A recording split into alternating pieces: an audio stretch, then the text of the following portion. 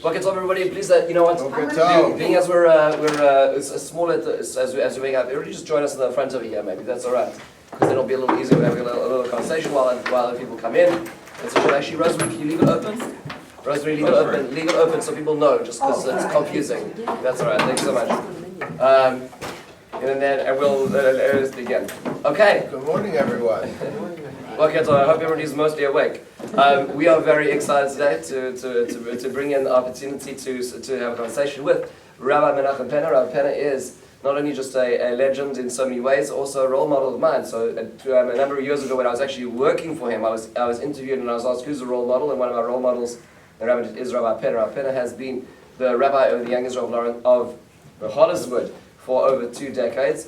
But not only just was he an excellent rabbi in practice, but also he has now been involved in perhaps, I would say perhaps the most important jobs in training rabbis. So Rabbi Penna was the Dean of Reeds for many, many years, and I had the opportunity of working under him, with him, and seen incredible growth and vision that he brought to Yeshiva University, which is the biggest ordaining institution in the Orthodox world, is Reeds, and now serves as the Executive Vice President of the RCA, the Rabbinic Council of America, which now sees to the needs of over 1,000 rabbis across the world. And I had the distinct privilege of working with him for the last 2 years again. And still on another project. And still. In so many ways, and it's really been an incredible pleasure. So when we were trying to figure out today, as we're spending a little bit of time appreciating the Shul as an institution, there's very few people I can turn to better than a person who's been involved in not just Shul, but every single rabbi in this country, has gone across the country, seen so many Shuls. So we're going to start like that. Great, terrific.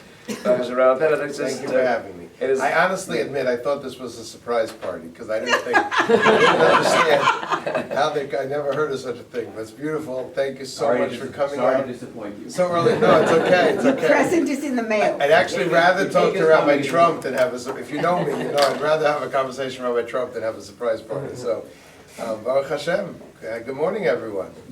We're gonna have a lot of fun today. So. Just starting already at the background with Penna, you served in Lincoln Square Synagogue for some time. You were in Huddersfield, being the Dean of Reeds, and now we're working with over 1,000 rabbis in the RCA. Well, that's a lot. Question is, how did that? This is quite a career. How did you decide you wanted to be a rabbi in the first place, to get involved in the shul industry? I think the main reason why I wanted to be a rabbi was my rabbi. I grew up in Fair Lawn, in the Shul of Rabbi Benjamin and Shevi Yudin, and many of you know them, they're legendary. And it's a little hard to describe what it's like to grow up in Fair Lawn in the shadow of the Yudins. But here are two people who were, and are, completely selflessly dedicated to the community. I don't know if outside of Fair Lawn you truly know the legends of the Yudins, but these are people that would have 50 people for Shabbos lunch. These are people that would have 7 or 8 people living in their house because they were down on their luck. Almost total strangers. Many know the Machlis family from Jerusalem. They were pretty much the same thing within New Jersey. And I really had the opportunity to see Rabbi Yudin change so many lives over the course of decades. One of the things that students sometimes come to me with is the sense that, adults don't change. Right. And I say, Baruch Hashem, I said, if you give a drasha and somebody walks out and says, I'm going to do exactly what the rabbi says, then there's something wrong with that person. That's not what adults do. I grew up doing NCSY things, and I saw that. I saw how you could change a kid's life at a kumsitz. But for adults, it doesn't work that way, and it shouldn't work that way. But I saw over the course of 20 years how families like my own had just been transformed. And at one point, they had a breakfast for all of the boys who went into the rabbinate from Fair Lawn. It was an insane number of us who went into the rabbinate, but it was almost sort of second nature. Like, you grew up idolizing this person. You grew up saying, if I want to go to Olam Haba, I just got to do what they're doing. I mean, it was so clear to us that this was a model. So it was something from a very, very early age that I thought I would do. The other funny story, I mentioned this recently on a podcast, was before my bar mitzvah. I had the chance to speak. I spoke Friday morning in the Shul in Fair Lawn, an empty shul, just to practice. I had never really given a public speech before. And my father sat in the back of the room, empty room. I gave my bar mitzvah drasha, and I concluded by saying, I could do this. This is, it was like I found my career thing. Rabbi Yudin, very interestingly, he would have the boys, and he understood as time went on that this was challenging with creating parity with the girls. But he just felt it was so important. He offered to every bar mitzvah boy to give the Shabbos drasha on the Shabbos of his bar mitzvah, not to speak afterwards. Now, almost no one took him up on it, but all of us who did went into the rabbinate. You know, I gave the Shabbos morning drasha that morning, and it was just something that was very powerful. Incredible. You can also tell that now that you move sort of out of the synagogue, out of the shul itself, into the larger national institutions, what's something you miss the most about being in a shul itself? Like there's so many things that are complicated, but what are the main? No, almost everything. I think, you know, there was a point where Rabbi Twersky from YU came to me and said I should be careful about encouraging young fellas to go into the rabbinate because I enjoy it too much. I painted too pretty a picture of what it is. But, you know, I think there are two things, I guess, that I miss the most. The first is that people think of the rabbinate as this never-ending job, which it is. It's really a job without any limit of what you can do. Once you have about 100 congregants, never mind if you have, God knows what. 500. 500. We had, in my shul in Holliswood, about 120 families. At 120 families, you could theoretically never stop 24/7. It's what the Stipler used to say about children, that until the third child, you spend more hours parenting, and after the third child, you just divide your parenting hours more amongst the kids. He didn't say you should have a small family, but he said you got to be realistic. There's only so much time you can spend. A rabbi can be full-time night and day with 100 families. After that, he has to divide his attention between the people. So I think one way to look at the rabbinate is never-ending responsibility, but I always used to see it as really never-ending opportunity. If a person wants to do mitzvos, if a person wants to do chesed, if a person wants to see how the Shulchan Aruch, not just Hilchos Tefillah and Hilchos Yom Tov, but how every section of the Shulchan Aruch is a real thing and applies in real life. So the rabbinate gives you just endless opportunities to do that. You know, I always tell the fellows in Smicha that, the rabbi has the opportunity to be as nice as he wants, and nobody thinks it's weird. Right? When someone has the flu, if the next door neighbor calls to see how you're doing, okay, that's normal. If a stranger from the shul calls you, it's like, what did I do? What do you need from me? Did I forget to pay a bill? Did I do something? The rabbi, it's normal to call everyone in the shul. You want to get somebody flowers on Erev Shabbos? There are 10 people you could get flowers every Erev Shabbos. Here there's 100 people you should get. It doesn't mean you have to recognize your limits. You can't walk into every Shabbos guilty because you didn't get to reach every single person. But at the same time, it's an endless opportunity if you're trying to improve yourself. If you're trying to just rack up mitzvot, if you're trying, as I used to grow up, thinking about the Yudins, if you're trying to go to Olam Haba, so here's an opportunity where every single day you could do an endless number of things to help other people. I'm trying to convince you to stay in the rabbinate. The second thing that I really miss, and I have to say I miss this especially because I have, Baruch Hashem, so many opportunities to speak. I get to speak here, I get to speak in Woodmere, I get to speak all over the place. It's not the same when you teach people that you teach once in a while. When I teach in the 5 towns, it's not strangers. But it's very different when you teach people once in a while and you teach adults regularly. I think the thing I miss the most of the rabbinate is having a Shabbos afternoon Navi class where the same people learn together for 20 years. And I got such naches because they picked up, they learned how to learn Navi. They learned how to learn that. And it's just, I find that while it's nice to go around and be a scholar in residence and give the same speech in a bunch of different places, I'd much rather have to create new material and connect with my students. My students, the students that, learned, the students that I could refer back to the other things that I did. So that role as a teacher of adults in a constant sort of situation, I miss that terribly.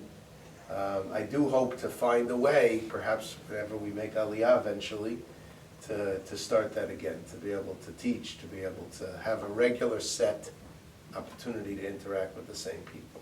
Incredible. Actually, full disclosure, when I was in Smicha, so we had on Fridays what's called SR, Supplementary Rabbinic. So you don't just learn lots of halacha, you don't just learn lots of Torah, there's lots of skills. Rabbi Penna was in charge of that program. So I remember, Rabbi Penna, when you mentioned this idea about the endless opportunity many years ago on a Friday, that to me was one of the inspirational moments to say, this is worth it. And it really is a truth. We're going to take our time today to dig even deeper into the institution of a shul, because we spent a little bit of time in the last few weeks looking at a basin and a school. But now we're looking at the communal institutions. I think most people think, we know shuls. We're in shuls. We got shuls. Mm-hmm. I'd like to argue that most people really have no idea what the full extent of what a shul does. So I'm a little bit biased because I've been on the inside, but I don't know. So I'm going to use Rabbi Penna's opportunity, because somebody who really knows shuls, to let's go a little bit under the surface of what's really happening. So first, to Rabbi Penna, just a little bit of background. Like, when do shuls become like a thing? Meaning, were there shuls during the Beis HaMikdash? Like, when did we have this, like, this institution? Is this a modern thing? Only modern Orthodox people have shuls? Like, when did we get here? It's not exactly clear, but we know there are already the beginnings of shuls already in Bayis Rishon and already in the beginning of Bayis Sheni. People think of the shul as a replacement of the Beis HaMikdash, but really it was a supplement to the Beis HaMikdash, a place dedicated to tefillah. And they picked up very much during the Second Temple period. In fact, it seems from the Mishnayos there was a shul in the Beis HaMikdash, and they took the Torah from there, etc., etc. The shul the fact is that the Beis HaMikdash really is a place of tefillah. We tend to underestimate how much the Beis HaMikdash is a place of tefillah. Ki beisi, we said it last night, some at 10 o'clock, some this morning, some God knows in the middle of the night. Ki beisi, beis tefillah yikare. Beis HaMikdash is called the beis tefillah.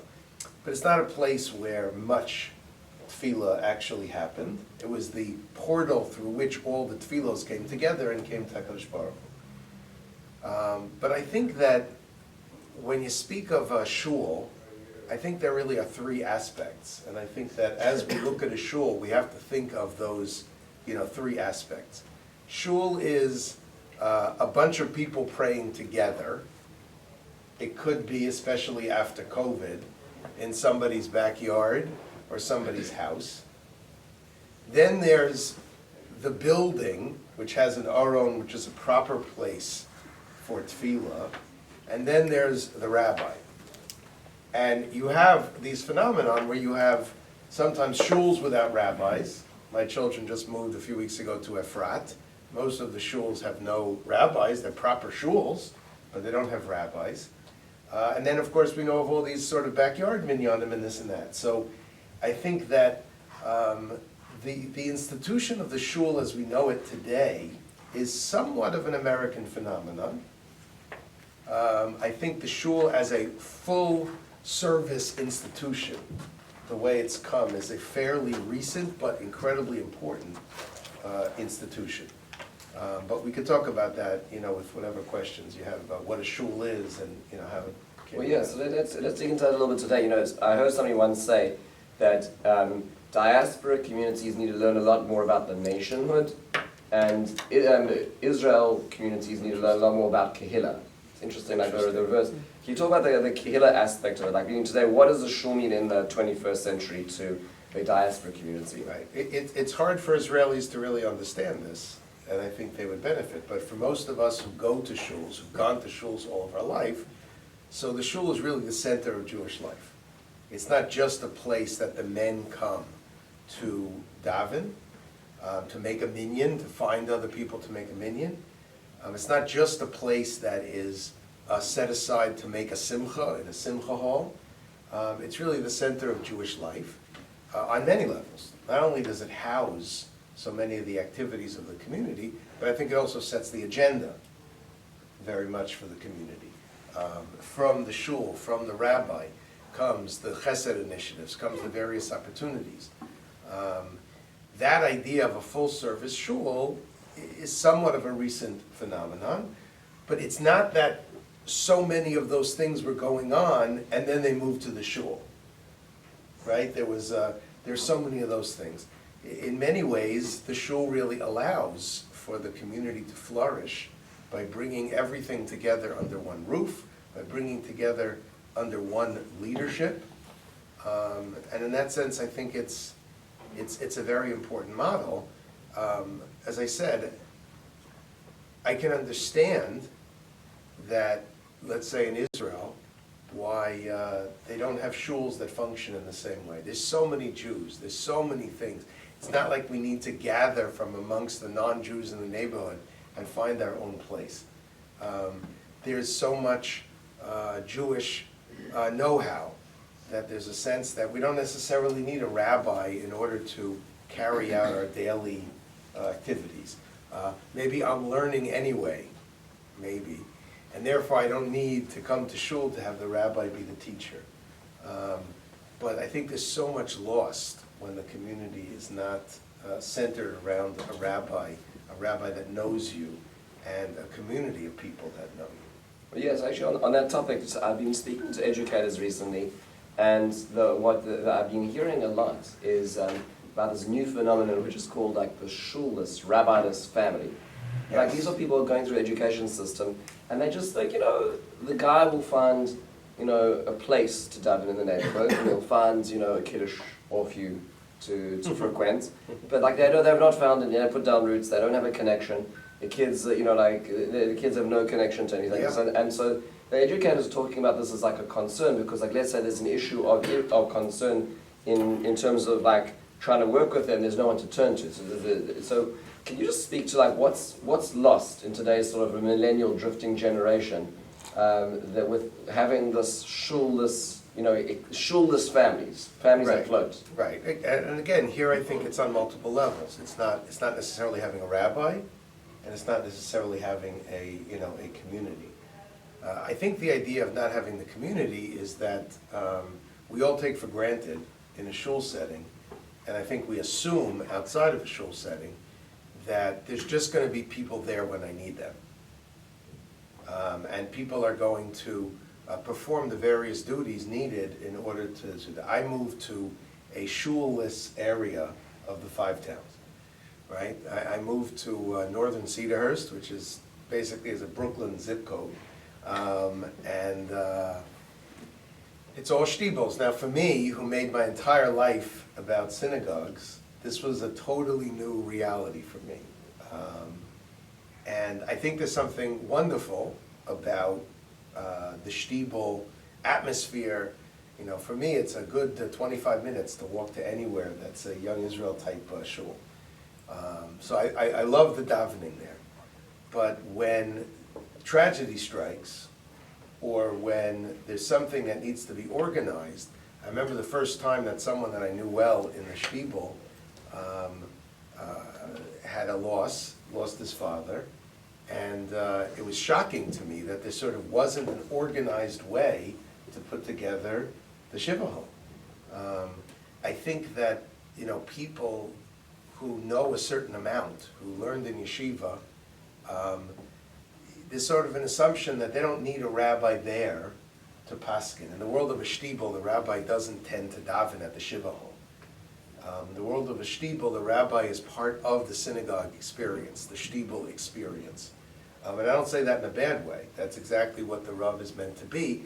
He's meant to enhance the experience in that room, and he does. But when things were needed, I found that nobody had any of the answers to Hilchos Avelos. It was just, everyone was just kind of looking around. You have it. Look it over here. Whether that's an approach to halacha in general is one thing, but it was very unnerving to the Ovel, who wasn't sure if he was doing the right thing for his father, because sort of that sense of organized community isn't there. And again, I think you have that even in some of the most chesed-oriented places in Eretz Yisrael, where you know people are going to come out for you, but who's organizing it? And which rabbi is sort of the presence that allows people to feel that they're sort of doing the right thing. I always say to the fellows in Smicha and to rabbis that I talk to, that the rabbi being there, and you have a rabbi who is there, the rabbi being there is such an important thing. I find that when someone passes away, the advice I give to young rabbis is just go. When I was a rabbi for many, many years, I'd get a call at 2 o'clock in the morning, somebody passed away. I'd say, I'm getting in my car, and I'll call you back when I'm in the car. And I would jump out of bed, get dressed, and I would call them back when I'm in the car already. Because if anyone's had this experience, when the rabbi shows up, the temperature comes down, if it's a good rabbi. You feel that someone there now has got it. And the fact is, you feel a little bit, even though the rabbi's not God, and it's important for rabbis to remember that they're not. It's not always so easy. You feel that the Ribono Shel Olam is there. And that sense is really lost when it's your great friends and your great neighbors who are such Balei Chesed who are all together. There's still something different. I think that's one. Number two, I think that even in the world today of great speakers, great podcasts, inspiring Magidei Shir, you don't need your local rabbi anymore to give you great Torah content. You just don't. It may be that your rabbi has great Torah content, but for most people today, you don't need your rabbi to give you great Torah content, and as great as he is, you could find somebody better to listen to than whatever your rabbi does. There's always going to be somebody online that's even better and has more insights and even is more interesting. It used to be that the role of the rabbi was to be the conduit for Torah for their congregation. That's still true on some level. More people will hear the Shabbos morning sermon, and certainly the Rosh Hashanah sermon, than will hear a particular podcast. But in terms of simply getting the Torah content, getting the insights, we can get that from good places on the internet, from good places and podcasts, et cetera, et cetera. But all of those things, all those suggestions, they rarely lead to practical changes in people's lives. They rarely lead. What leads people to change is someone at the right time that you trust to put their arm around your shoulder and say, I think you're ready for the next step. And that's how adults change. Kids change because they get an idea in their head. Oh, I'm going to do this. Kids, the reason is because kids live, and I say this, I start my drasha workshop for the rabbis. I tell them something very astounding, that people don't change because you make a drasha. Adults don't change because you give a good drasha. They don't. Thank God. It would be quite dizzying if 50 or 60 times a week you suddenly came out of the drasha and said, oh my God, I got to do this. That's not normal for adults. Adults have moments in their life when they're open for change. They don't live at a crossroad. Kids live at a crossroad every 2 years, every 1 year, every month. They're making a decision that could change their whole life. I grew up in Etziaswai. We could, in one kumzitz, in one havdalah, we could change a swath of kids' lives. Was that good? In certain ways. Did it always last? Sometimes. That's what it means to influence kids. Adults, it's very different. The Kutzker Rebbe said that the words of Torah, we know from Shema, the words of Torah should be put on your heart. Al levavecha. So why should they be put on your heart? What's the purpose of that? They should be put in your heart. So why are they on your heart? So the Kutzker Rebbe said that most people, adults, their hearts are closed most of the time. They're not making life decisions every 2 days. They're busy, they have lives, they have things. HaKadosh Baruch Hu understands that. But there are moments where our hearts open up. And at that moment, all of those things can now go into your heart. You got to put them al levavecha. When your heart opens up, you have that moment. What opens up the heart of an adult? Maybe Yom Kippur, but more likely a change. Something happens in life, a new opportunity, a tragedy, chas v'shalom, a simcha, something that gets an adult to say, I'm at a little bit of a turning point, right? Perhaps I need to do something else. The question is, at that moment, who am I looking to ask what's my next step? Who am I looking to as a role model to say, I think that this is a kind of a thing I want to take on? That's what I learned from Rabbi Yudin from all those years. Rabbi Yudin had that sweet little nudge when he was the rabbi. 50 years he was the rabbi. And he knew how to move people forward. He was not, and he isn't still, the best speaker. There are greater, much greater, more powerful speakers. But you need that combination. You need people who have ideas, but you also need that local person that's saying and says to you, whether it's in words or otherwise, it's the next step. To be honest, I think people are very, very lucky if they take a next step without some local role model who's helping moving them forward. There are people that do it, but consider yourself lucky. Consider it a quirk or something, a little handshake from HaKadosh Baruch Hu, when you're able to move forward, but it didn't have to do with someone in your life. In your life is not a podcast. In your life is not a video, a 2-minute video that you watch. Somebody in your life that kind of moves you forward to the next step, that says you're dropping off, that notices if you're not there. The role of the rabbi is changing tremendously today. Because again, it used to be the thought leader, to be the Torah leader. It's less important for the rabbi to completely play that role now. But the rabbi needs to know as many people in the shul as humanly possible, and to be that person that can help them take all those great ideas that are sitting al levavecha, all those great things that are going on out there, and to figure out how to translate it to you and to me, to do that. I don't know how that happens without a shul rabbi, and that's scary, and I think that's what the educators are also worried about. It's not just the lack of shul, it's the lack of that person. And I know one thing that we tried to work on in YU, I don't think we figured this out, is that it's a very scary thing that when people get married, people get married young today, get married at 20, 22, 23, 24, somewhere in that age, and they go through a critical period of their lives. They're suddenly done with their yeshiva days, and they go through this very difficult change from being a ben yeshiva or a bat seminary, whatever, to family, mitzvah Hashem, kids, work, all this and that, and they do that without a rabbi. By the time they hit a community, because of what the house costs, they're in their mid-30s, they're in their young 30s. But who was with them for those critical years? By the time you hit 32, you're not the same person you were when you were 22, when you were in yeshiva. And it's scary to us that so much of that goes on, not without Torah, because you could listen to anybody. You could listen to Rabbi Stefanski, you could listen to Ephraim Goldberg, you could listen to anybody, you could get all these ideas, but that's not the same as having somebody in your life. You haven't quite cracked that yet. So actually on that topic, that's one of the things I try. Again, my time is so limited, and I try as soon as the kids go to seminary and in Israel is to a frequent basis be in touch with them as they come back to sort of onboard them.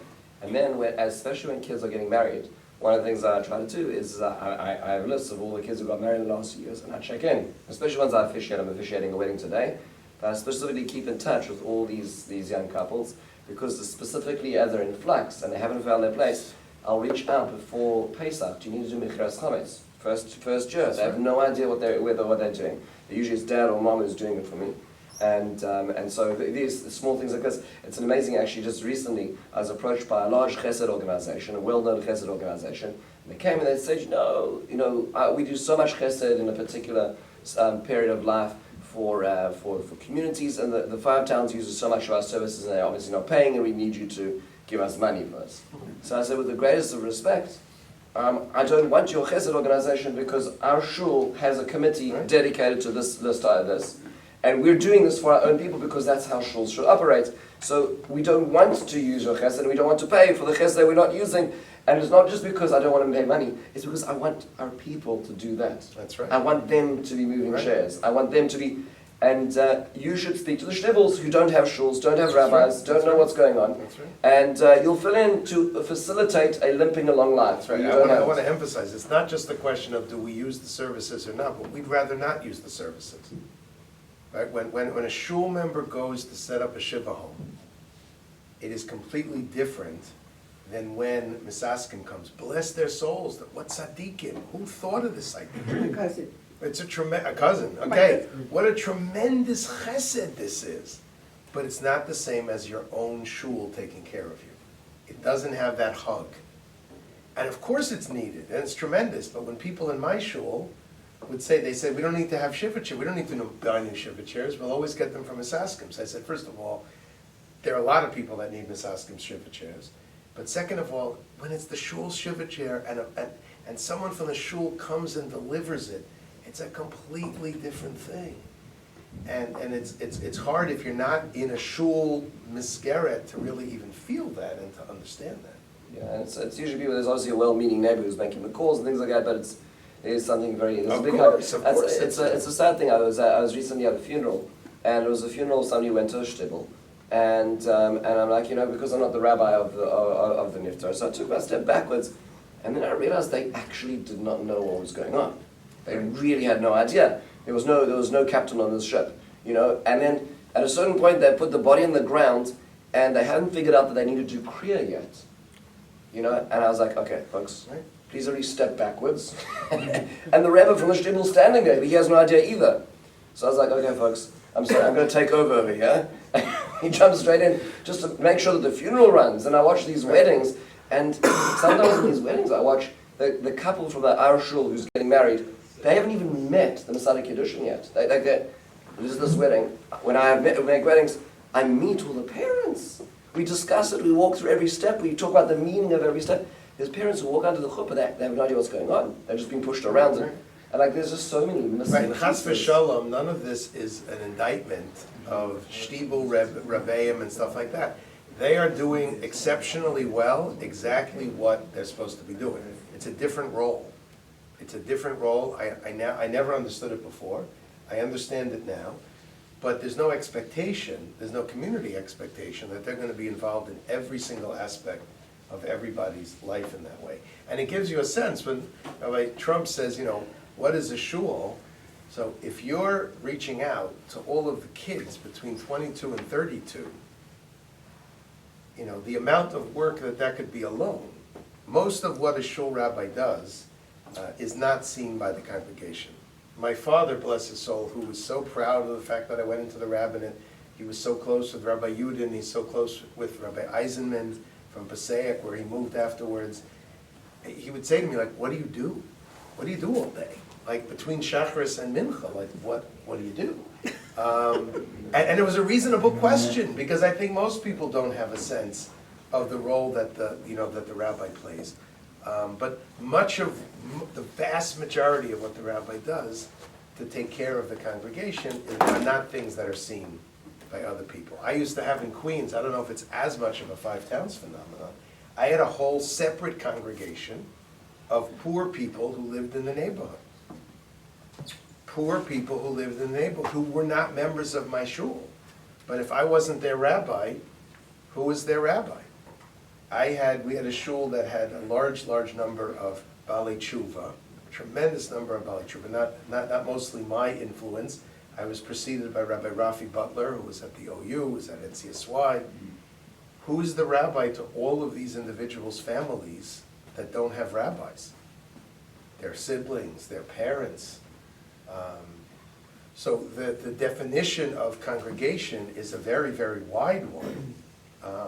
What are those the rabbi's responsibilities? How to triage to go to remember something or not? That's decisions that the rabbi has to make. But there are a tremendous number of people to reach, a tremendous amount to do. Let's go to just finances for a second, So I remember being a young couple in a shul. It was actually in Chicago, and I remember the dinner committee comes in, and they're like, and I used to daven in one shul, and I remember paying the first membership. I'm like, at the time it was $600 in Chicago for a family member. I'm like, there's a lot of money, for our paltry salary at the time. And so we got over that hump. We started paying membership for the first time, and then I used to daven in another shul for Shachris.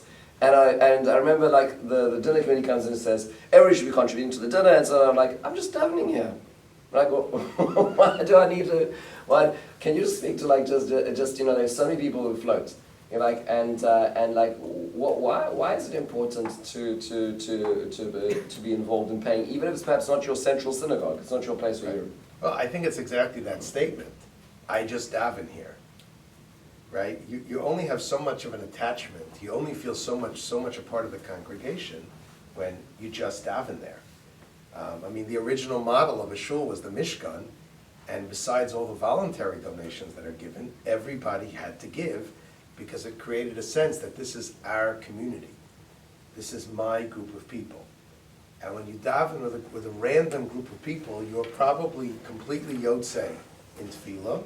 Eschata ayani mazkir, I daven in the factory as needed. I work from home. I speak to rabbis all over the country. It doesn't pay to go into the office, just have Zoom calls from the city.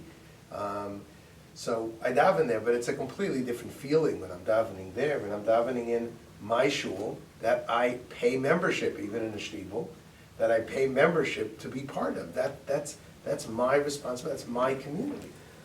And the davening is completely different when you feel a responsibility for what's going on there, rather than sort of floating in. The Maharal says that based on the Gemara says that a person is supposed to step 2 doors into the shul. 2 doors into the shul. There are many different interpretations of what exactly that is. We'll leave out the Maharal for now. But I think the simple interpretation is that you have to really embed yourself in the shul. You shouldn't be that guy in the back who's just sort of at the door. When you come to shul, you come all the way in. You come all the way in, you feel that it's part of it. You feel that it's your community. You feel that this is a place that I take responsibility for.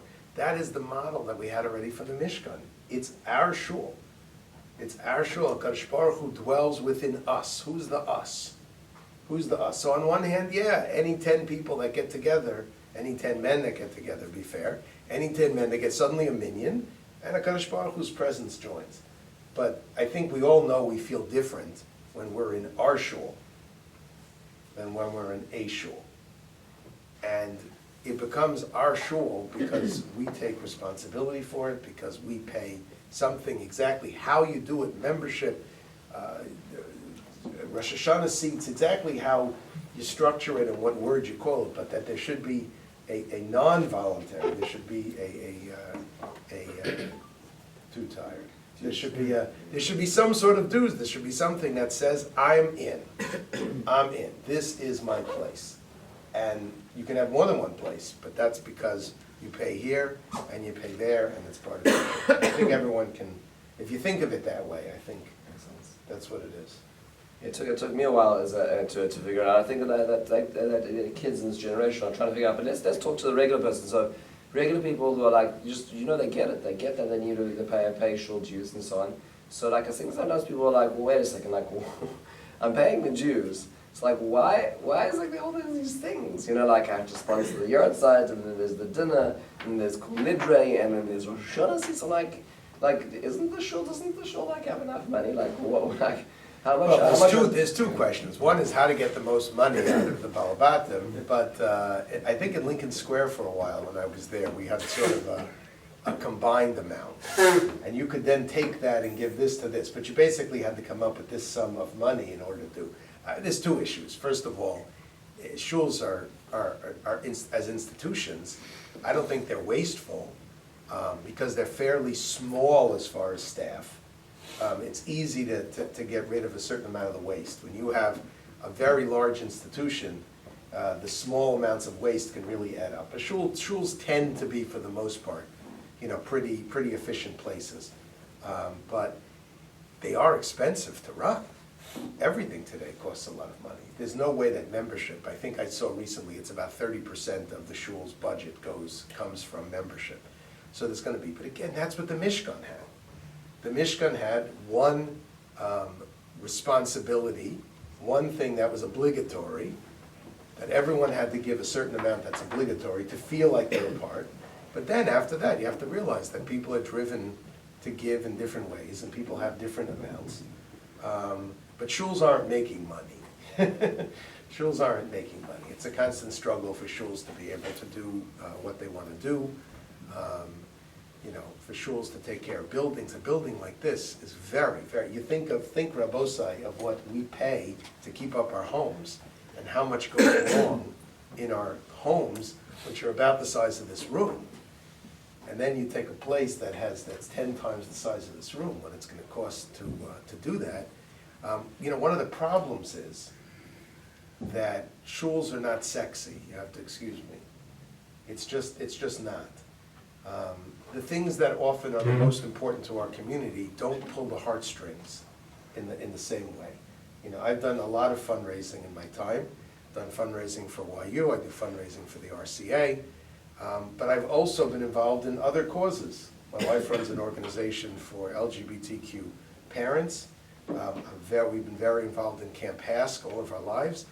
And taking Camp Hask as an example, it's much easier to raise money for Camp Hask than it is for the Smicha program at YU or for the RCA. It just is. It's one of those things, you come for a day and you just feel it. But ultimately, which one is more important? It's probably the institutions that hold up the whole community. So it's hard. It's hard. I always envy the fundraisers for the causes that really touch the heart. And those are important too, and we should give to them too. So shuls have it's rarely you rarely get this rush. You're not brought to tears, as you should be. You're not brought to tears, by giving, a pledge to give to the shul. But essentially, we're giving to ourselves. We're giving to our family. We're giving to, people that are fortunate. I see this around the country. People that are fortunate to have the right rabbi and the right shul live a much better Jewish life. They just do. It goes back to what we said about the shul sort of being the center of Jewish life. If you have the right shul and the right rabbi, your Jewish life is infinitely better than if you don't have a shul that's really an inspiring place and you don't have a rabbi that you can connect with. It makes a huge, huge difference. So it is something that for the sake of all of us, I believe we should be investing in, and investing in taking care of the rabbis. Yeah, it is, you're right. You're right. In our shul, the membership is less than a third, which means that somehow 2/3 have to somehow keep. We lost a AC unit recently, just one of those 20 years, and that cost $50,000, just one of right. six. When we lose an AC, so it's B'didi Have'ovda this week, it could be $5,000 or $10,000. When the shul air conditioner goes, that's an enormous fund. Right, these things just happen. I want to just talk about that. Let's say people who are interested in shul, and I just noticed something, and it goes on here all the time, which is the notion of breakaways. And you'll have an institution which is going well and it's thriving and so on, and then you have a new tier of young folks, and they're like, listen, I'm not running it. It's not really my thing. It's other people doing it, and they decide to break away, and then they start off like a minion in the the basement or whatever it is, and then they move out and then they get their own building fund and they start. And 5 years later, the next year comes into that group and says, look, we're not really involved, and then we just keep breaking away. So on the one hand, what it does is providing leadership for people who weren't yet feeling connected, which is a magnificent thing. On the other hand, what would you say is, and this is happening, these are all people who are making shuls, it's just we're making so many shuls. What would you say we lose out? Is this a beneficial thing to have multiple smaller places, or what's your take on this? I think it's, as you're saying, I think it's a plus and a minus. I'm a very big believer in shul rabbis, and I think that the minyanim that don't have the rabbis are really, really ultimately missing out on something. We don't want to have somebody, most of us don't want to have somebody to help it tell us what to do, but we know it's best for us to have somebody who's going to kind of push us in the right direction. If you're talking about, breakaways that really are going to be shuls, so I think it's a mixed bag. This personalization, they call it shtibelization, but it doesn't have to do with shtibels. This personalization of Judaism, I think, goes a little bit too far. The sense that I need to have a minyan that is exactly what I'm looking for and is exactly the style. There's something about coming to shul because that's what God wants me to do, even though it's not exactly my flavor. Judaism was not, we're supposed to personalize our Judaism, we're supposed to find our own path, but not to the extent that we're not willing to be part of something that's not exactly the way that we want it to be. So I think there is something about this over-personalization that I need to have exactly with my 10 people.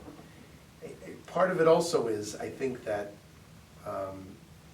one of the beauties of a shul, I think, is the ability to come in contact with other kinds of people, with people that you don't necessarily always like so much, with people who aren't exactly like you, with people who are maybe a little more down on their luck. This idea of 10 friends or 20 friends sort of just making a minyan by themselves, even if they then hire a rabbi, I think it loses one of the main things that the shul is supposed to do, which is to create a sense of community. Obviously, Baruch Hashem, the 5 towns, Teaneck, their places are exploding. We need to be creating, new shuls. But I think that the drive for new shuls should be driven more by the space needs and less by the need for something exactly what, I want to do.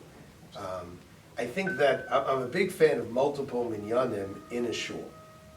I see the beauty of so many people being packed into a main shul, but I think that the benefits outweigh the disadvantages of within a shul of having minyanim that somewhat cater to different kinds of things within limits.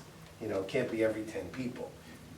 Because I do think that still holds on to a certain amount of community, there's still interaction, there's still, but sort of breaking off at will because we're looking for something else.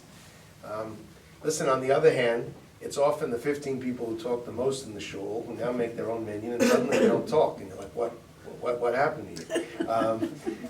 There's a feeling of responsibility that you have when you're the 15 people and you're trying to make your minyan. So in certain cases, you say a Baruch Sheptarani. Now not only are they not speaking during davening, they're not talking during our davening. So there's something to be said there. But I think the trend has probably gone a little bit too far. That's just fascinating. I love the idea of sort of breaking off almost internally rather than externally. Time is drawing to an end. And Rabbi Penna actually just has come back from having led Slichos last night at 3 a.m. till in Yeshiva, and he's going to a bris in just a few minutes, so we appreciate that Rabbi Penna's, having left the rabbinate, Rabbi Penna has not really left the rabbinate.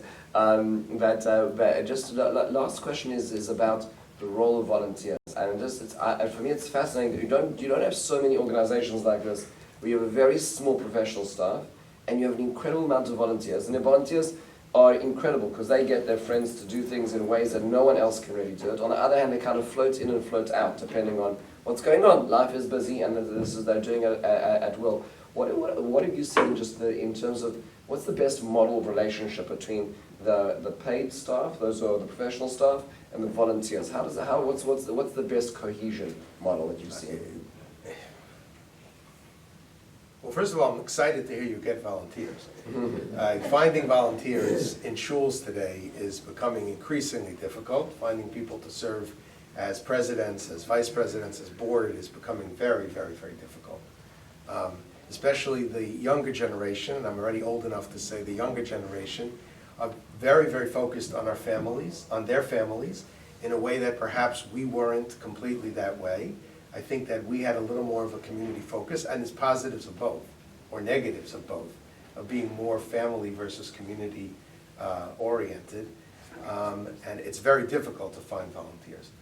But I think it's the same thing we have in the RCA. I'm sort of the rabbi of the RCA, and my balabatim are 1,000 rabbis, who are 1,000 sort of congregants. And they make up, including your rabbi, who's very involved, some of the most talented and creative people in the country. So like when I need to find volunteers, the people that I get to choose from who are going to be involved in RCA projects, it's unbelievable, the brain trust that we can put together of volunteers. But the problem is they have day jobs. So when the RCA rabbis volunteer for the RCA to put together a resource database, to put together a free program of mental health for rabbis, so they're doing it much better in a way than I ever could. And I'm getting the combined wisdom and passion of all of these people together. But then, basically, pretty much starting yesterday, I'm assuming that my group is going to disappear now until the end of October. That's it. I mean, let's be reasonable. They're going to disappear to the end of October. And, over the years, there have been different people who ran the RCA. And there were some who basically, out of modesty and out of putting themselves down, they sort of took an approach to the RCA to say, listen, the rabbis, the congregation is the RCA, and I'm there to serve them. I'm there to run the RCA for them. And whatever they need, I'm going to do that. And that's a very modest approach, and it's a very special approach to give kavod to the rabbis who are the laity, so to speak, of the RCA. But it also means the RCA only runs for a couple of months a year. Rabbis have basically 4 months a year where they're human beings. November through Purim. That's it. That's it. Once you get to Purim, it's like chutes and ladders. You go to Pesach, you go to the Yomim, and then you have maybe 2 weeks, thank God for Svirah, that you have 2 weeks of whatever that you could think, and then all the weddings and the graduations and everything like that, and then it's the summer, and then you have maybe a week or two before the Yom Norai. So if the RCA ran by the volunteers, so it would be wonderful, but it would only run for a couple of months a year. I think it's the same thing in a shul. You need volunteers, and volunteers bring energy, and they're infectious, and they bring their friends and all this and that. But you need people who are getting up. There's always got to be somebody who gets up every morning and says, this community is what I'm thinking about from the moment I get up until the moment I go to sleep. Because when it's not a convenient time, there's still somebody who needs you. There's still a shul that needs to run and needs to move forward. So I think it's sort of that. There has to be a solid staff that's there 24/7. I hate to say it, but that's their job, to be there 24/7. And then to welcome as much volunteerism as possible, but with the understanding that volunteers, they're just going to come and go. It's not what they do for a living. Incredible. What a unique institution, really. Penna, I know time is late. I wanted to say thank you for making the time Pleasure. to join us. I'm just glad I stayed awake for the whole thing. I've described that my theory about staying awake at very difficult times is just speak the whole time. Speak the whole time. And then everything goes all right. Speak the whole time, the coffee. My wife said to me about 3:30 yesterday when we got back, we were going to sleep from While You Sleep. I says, how? You're davening when? So I caught a 7. I don't know how much longer I'll be awake, but we'll see. We so appreciate it. Okay, Thank you very much. Always great to see Thank you. you Have a for great coming. day.